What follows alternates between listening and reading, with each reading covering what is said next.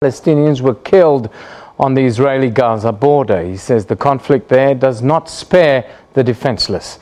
The Pope made his appeal in his Urbi et Orbi message from the central balcony of St. Peter's Basilica to tens of thousands of people in the flower-bedecked square below we had earlier celebrated Mass. Packed to capacity, the Pope called and the Masses answered.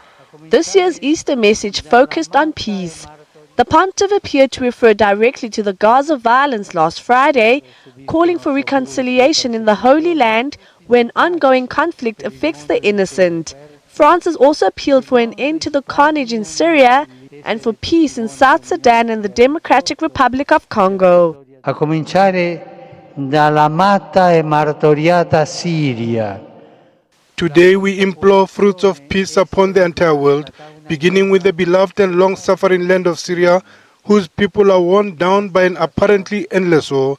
This Easter, may the light of the risen Christ illuminate the consciences of all political and military leaders, so that a swift end may be brought to the carnage in cause, that humanitarian law may be respected, and that provisions be made to facilitate access to the aid so urgently needed by our brothers and sisters, whilst also ensuring fitting conditions for the return of the displaced. Hanno urgente bisogno. Tens of thousands of people have now evacuated once bustling towns in the suburbs east of the capital, which had nearly 2 million people before the start of the conflict and were major commercial and industrial hubs. The Pope called for international assistance for Venezuela so that more people would not have to abandon their homeland because of economic and political crisis.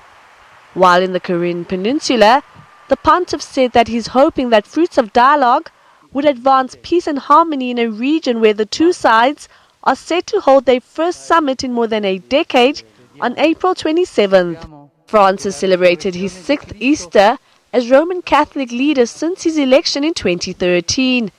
He urged his listeners to work for an end to the acts of injustice in the world. Christians in the Holy